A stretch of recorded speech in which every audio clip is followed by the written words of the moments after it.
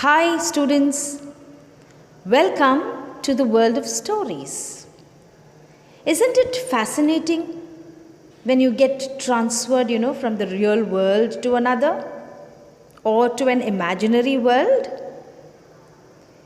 Have you read the fairy tales like, Cinderella? And then have you watched movies like Tangled, etc.? They actually take you to an imaginary world, isn't it? Well, I'm also going to tell you about an amazing world, where days were changed to nights and vice versa. Something like this, I can say. Nights, were meant to work.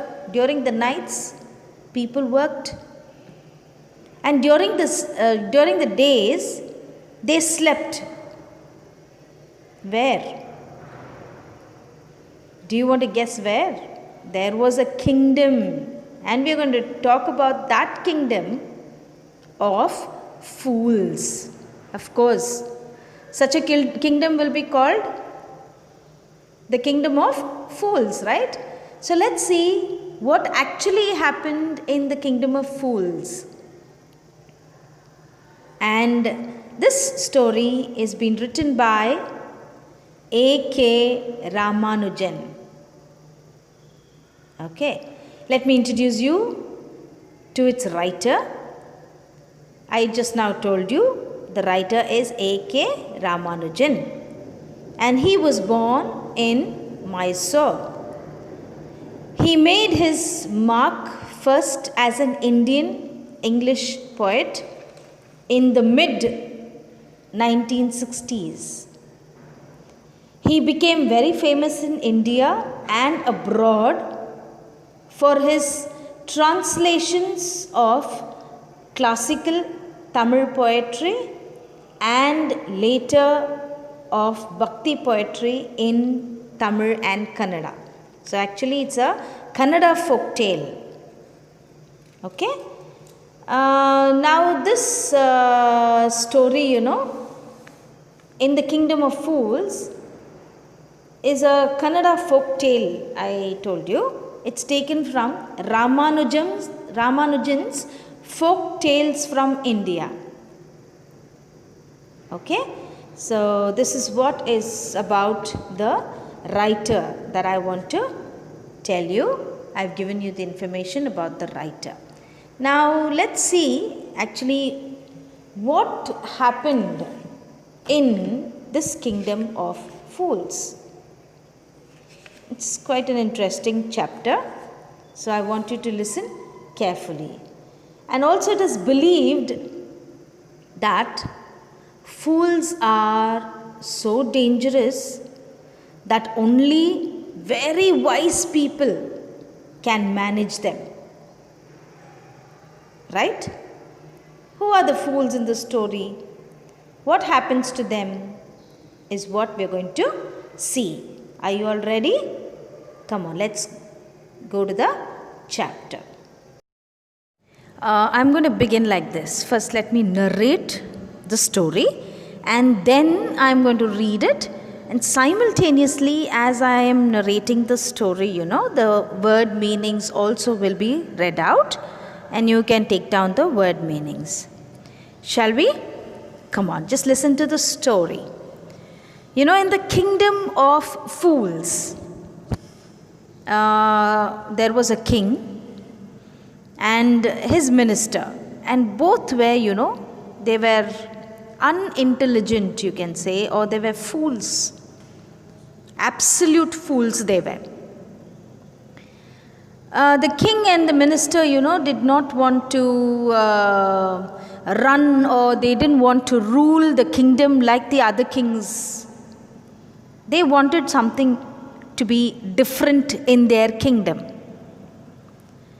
They didn't like to rule like the other kings. So they decided to do something very different.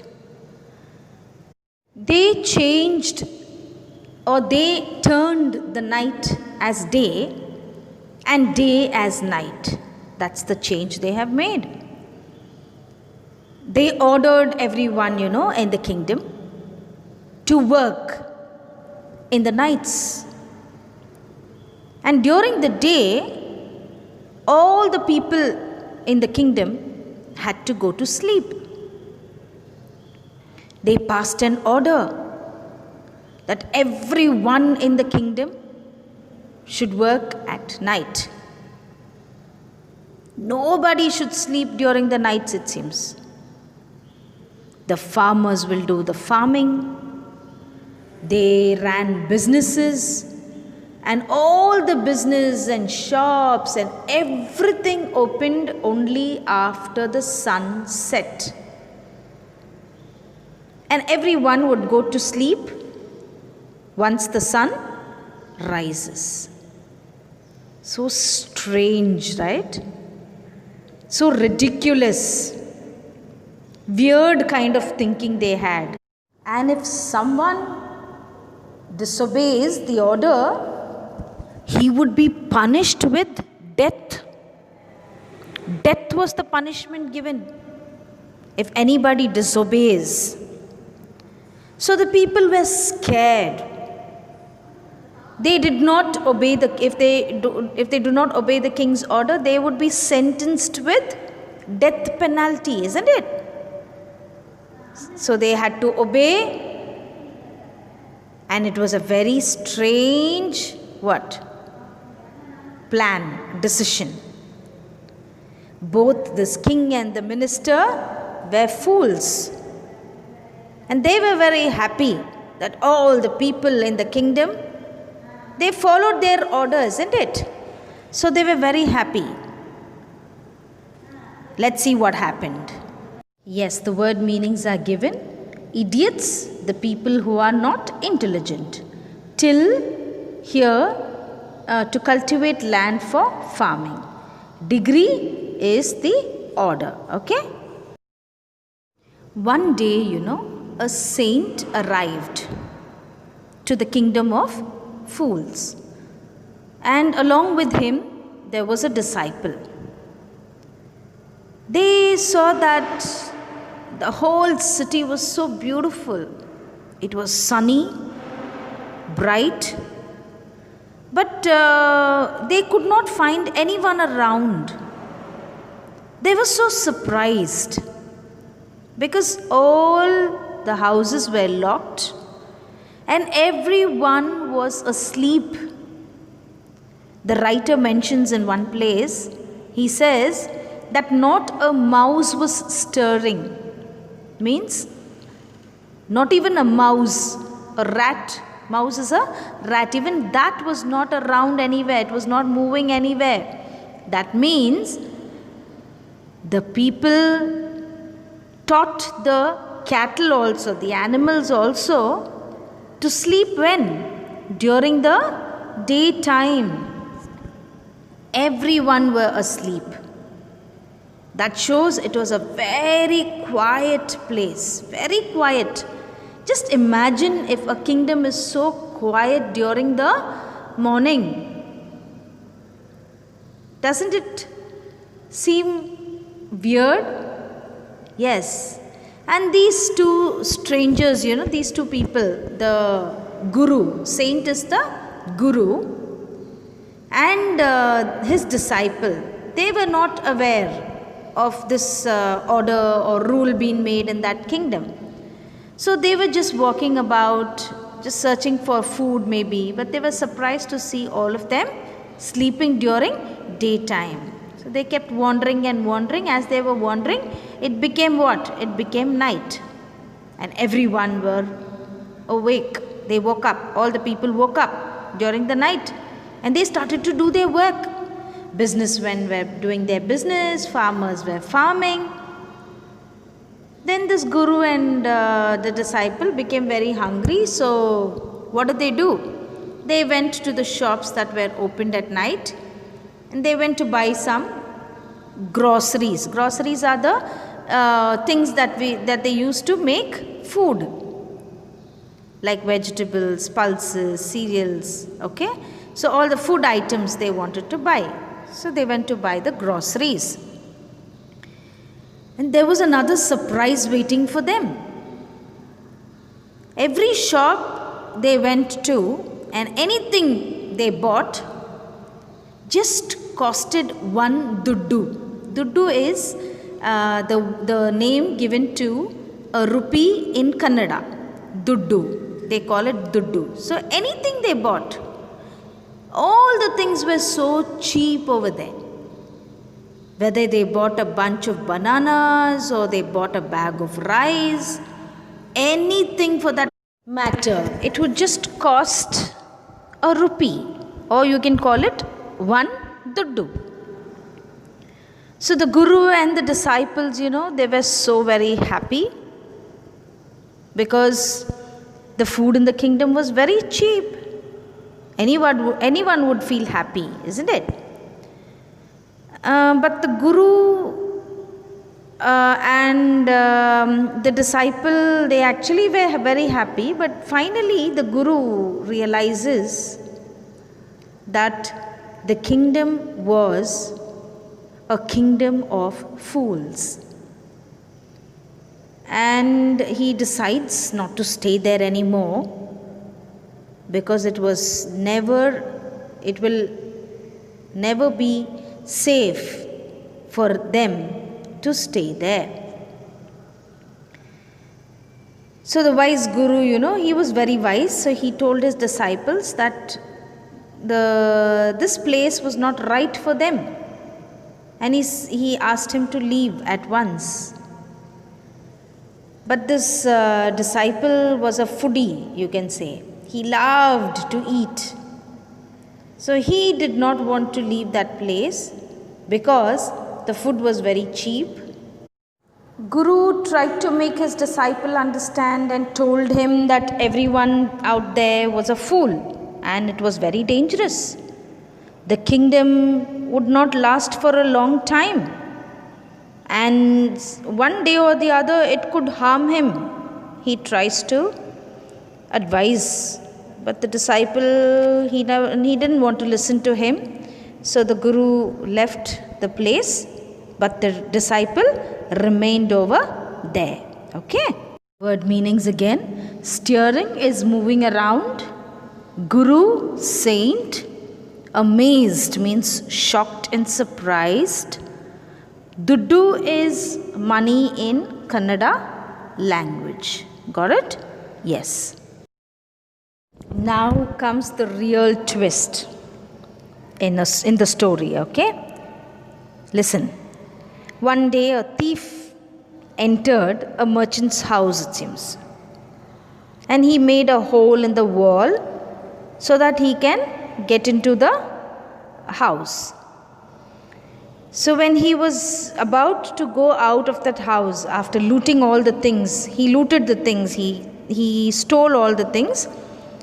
When he was trying to come out of that wall, the wall broke and it fell on the thief's head. And on the spot, the thief died. So this was really a sad thing which happened to the thief. What happened was the thief's brother was there. This thief's brother, he went directly to the king and he complained that his brother was following his ancient trade, it seems. He calls it so beautifully. He calls it ancient trade. Robbing, he calls that robbing and stealing. He doesn't pose this robbing or stealing to be a crime, but instead he says, he very decently says it is an ancient trade. He calls it an ancient trade. So he says, while my brother was working, he was doing his job, the wall fell on his head and he died. So actually the thief's brother, he's taking advantage of the king's foolishness. He knows that the king is a fool. So he's taking advantage of it. Now the merchant whose wall had fallen, he calls that merchant a culprit. Culprit means a person to be punished. he requested the king to actually punish the merchant and to give compensation for his family. Compensation means some money to help the thief's family, because he complains that the wall of the merchant was not built strong. That's why the wall has fallen, he says. See, this king has to think, right? He never thought. Such a fool he was. As soon as the the thief's brother complained, he did not consider the fact. He never actually investigated properly. Instead, he calls the owner of the house. Who's the owner of the house? The merchant. He called him. Now he told the merchant, "Do you know what happened in your house? See, you had a very weak wall being built, and that fell on the thief, and the thief died. So you are guilty of killing the thief." He said the merchant was wrong. So the merchant has to be punished, he said. Now the merchant pleaded in front of the king. He requested. He said, "Lord, it is not my fault, The wall was so weak because the person who made the wall did not construct it properly. So what you have to do is, you can punish the one who built the wall. And moreover, this wall was made during my father's time. And the person who built it is also very old. So he knew him, who was very close by." Now see, the incident was actually investigated, and the blame was put on each other. Each one blamed the other. Come on, let's continue. Let's see what happened. Yes, pursuing is follow. Ancient trade refers to the theft here. Summoned is to call upon someone. So who was summoned? The merchant was summoned. Now the bricklayer is going to be summoned, isn't it? So to call upon someone. Now the merchant blamed whom? Blamed the bricklayer, right? So the king sends his soldier to call the bricklayer who built the wall. His hands and his feet was tied, and they brought him to the palace. The king asked him, "Did you build the wall?" He replied, "Yes, he did it. Yes, I did." Now the king said, "See, the wall you built, was so weak that the wall fell on that poor thief's head and killed him. And because of that, you have to be punished with death." Everyone is passing the blame, right? Merchant passed the blame on whom? On the bricklayer. Now let's see what the bricklayer is trying to say or explain. So the king ordered the soldiers to execute the bricklayer. Execute means to put him to death. Now he thought for a while, and he requested the king to listen to him. He agreed, "Yes, Lord, it was me who built the wall, and the wall was weak, and I have made a very weak wall, I agree. But please listen that there's a reason behind. Let me give you the reason." He says, "When I was building that wall, there was a dancing girl who was roaming around in the street with her anklets." Anklets are what? Golasin solluvolla, that's called anklets. And that anklets, they make some jingling sound, isn't it? So it was that jingling sound actually distracted him. So he could not concentrate on his work, it seems. And he made a weak wall. He says, "It was not my mistake. It was the mistake of that girl who distracted me. And he also told that he knew the girl, the dancing girl. So it was not me. I'm not at fault. She is at fault. So you have to punish her instead of me, he says. The king heard this bricklayer's explanation. Such a stupid king he was so satisfied. He was convinced with the excuse that he gave. And he says he calls this case to be a very complicated case because he didn't know how to solve it. So he ordered his messenger to get the dancing girl. See, one after the other. Merchant blames the bricklayer, and the bricklayer is blaming the dancing girl. And let's see what the dancing girl does. Now the dancing girl had become an old woman. She was trembling as she came to the palace. The king asked her, many years ago, were you dancing and roaming around in the lane while the bricklayer was constructing the wall? And your movement distracted him, he says. And now he told her, because you were moving around with the anklets jingling, it distracted the bricklayer, and due to that, he did not work properly. He built a bad wall, and that wall fell on the thief, and the thief is now killed. All this happened because of her, the king says. The thief died. Now, because of that, you should be punished with death, he says. Now the dancing girl did not know what to do. She thought for a while and she tried to transfer the blame onto another person. She said, yes, my lord, I was roaming around in the lane again and again. But you know for what?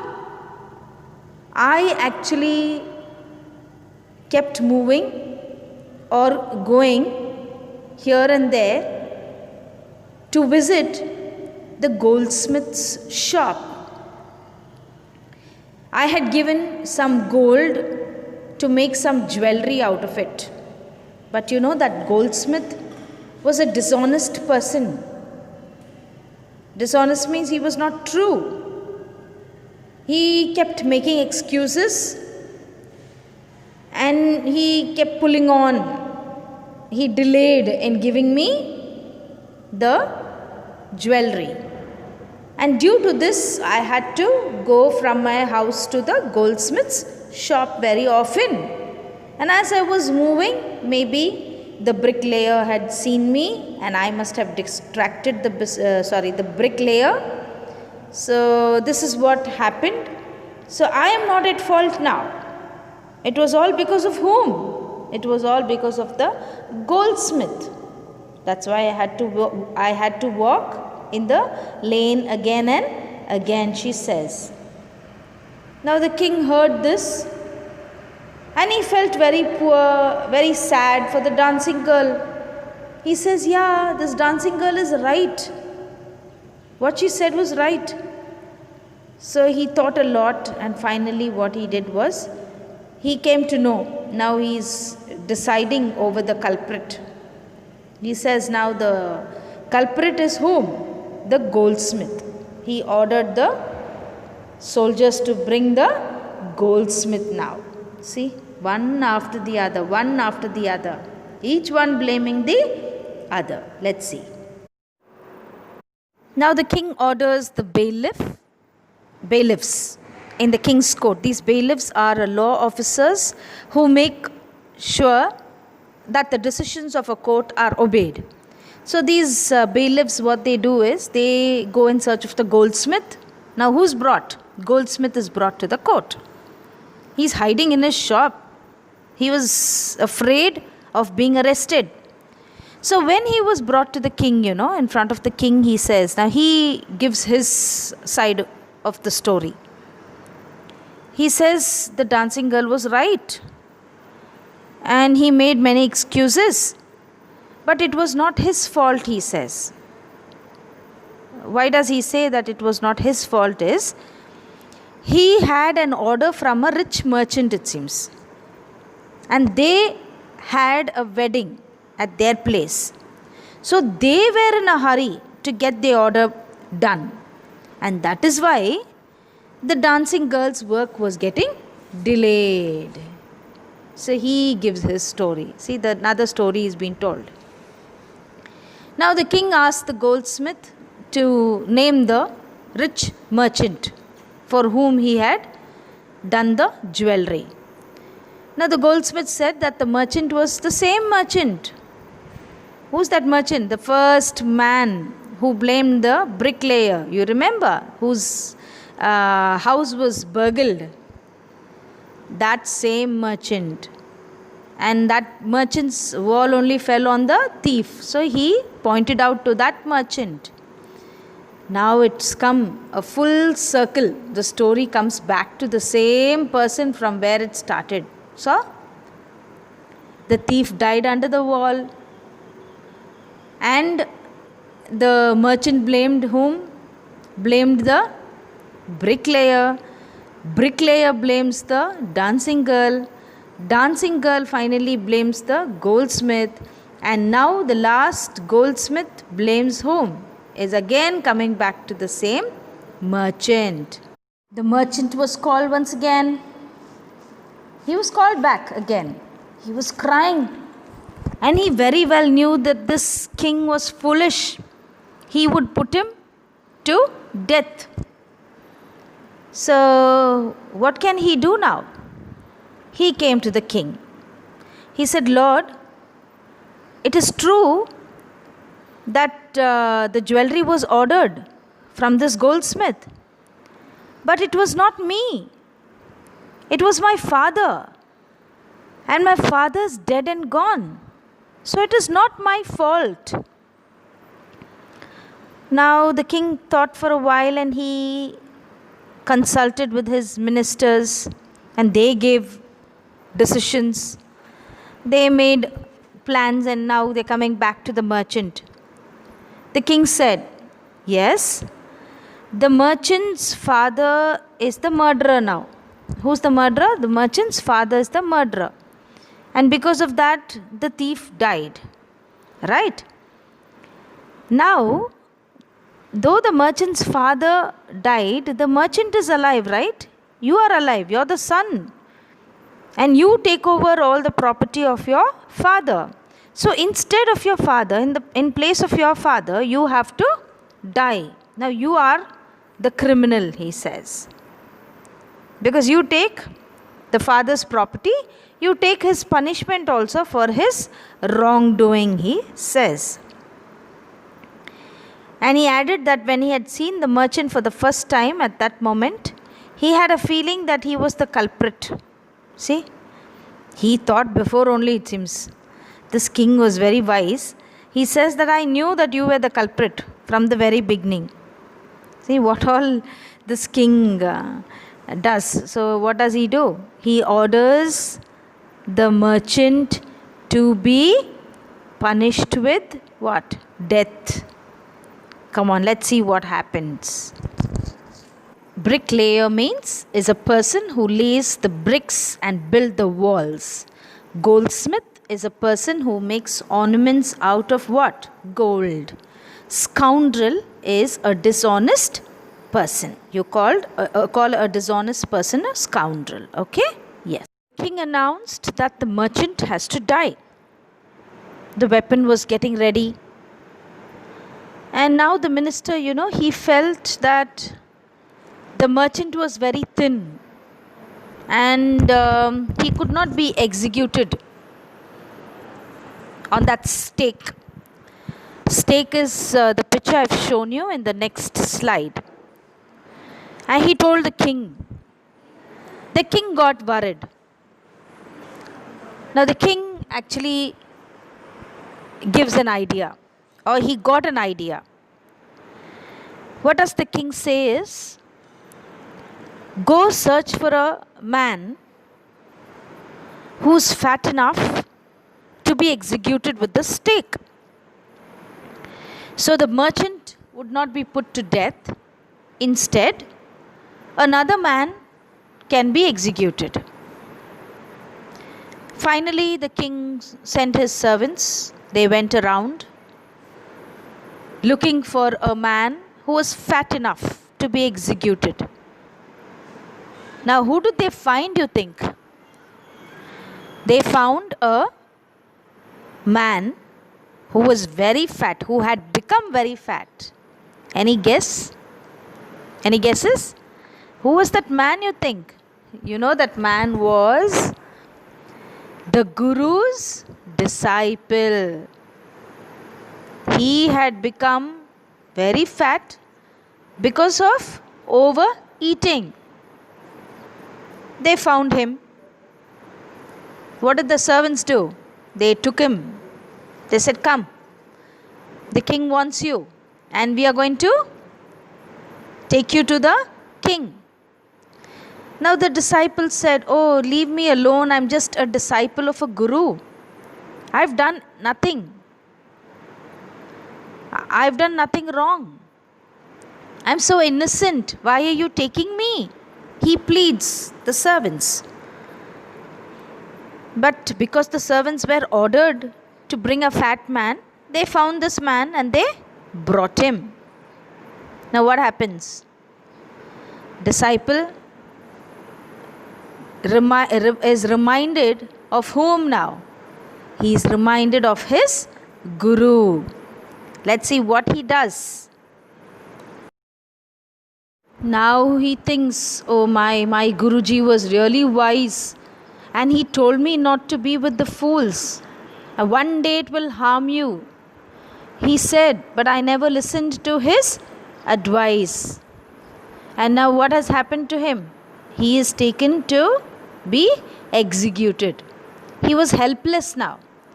So he prayed in his heart to his Guru. With his magical power, the Guru came to know that the disciple is in trouble. So he comes to rescue whom? To rescue his disciple. Now the Guru had arrived to his disciple, and he very well knew the situation there, and it was a very serious situation. What happened was, he was taken to be executed for doing nothing.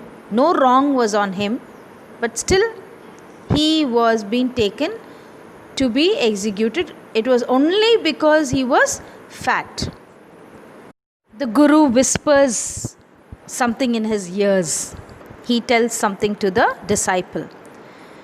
Now this Guru, he tried to trap or cheat the king. What did he do for it? He just asked the king, who was greater between the Guru and the disciple? Now the king replied, of course, who can be greater? The Guru is, of course, greater than the disciple, he said. Okay, so the Guru said, then if that is the case, you have to execute me first before executing my disciple. You have to put me to death first, and then you have to put my disciple to death, he says. So when the disciple heard this, Guru's words, he started shouting. He said, no, I want to die first, he said. And both started arguing. Both of them are arguing over this. They said, Guru says, no, I want to die first. Disciple says, no, I want to die first. The king got confused. What has happened to these two? Both are fighting to die. So, but he very well knew that there was some mystery behind it.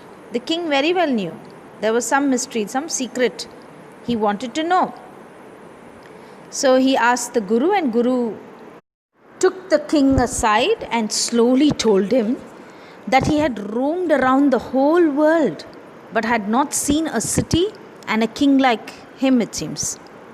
He also said that the stake, which they used to kill the disciple was the stake of justice. It was very new. They had not killed any criminal on that stake. He also added, he said, the one who would die first on the stake would be reborn as the king of the kingdom. By telling this, he trapped the king. The one who dies next would be reborn as the minister of the kingdom, he said. He is just lying to the king because he knows the king is a fool. So all this, if he says to the king would believe, right? He wants to rescue the disciple somehow. And moreover, the guru was very wise. He also said, see, I've been a sannyasi or a guru for a long time, and I'm tired of being or leading that life. So he wants to be a king or a minister. So that's why he wanted to be executed first, he says, so that he can be born or reborn as a king after him.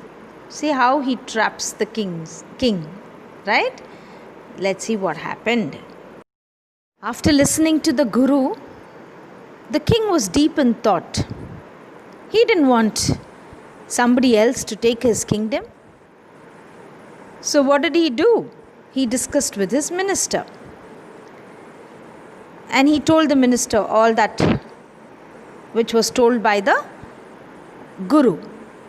And he also said that these gurus are holy men, right? They are holy people and they don't speak lies. If the guru and his disciple are murdered, what will happen? They will be reborn as king and minister of the kingdom. So what do they plan is, the king and the minister plan, we should not let the guru and the disciple to become the next king and the minister. So what shall we do? He thought. And what was the decision given?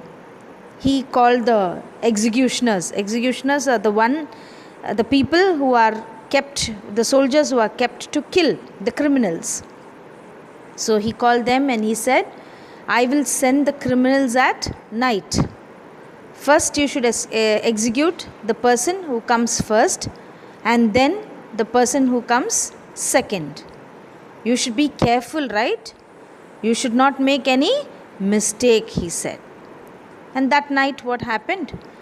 The king and the minister went to the prison where the guru and his disciple were kept.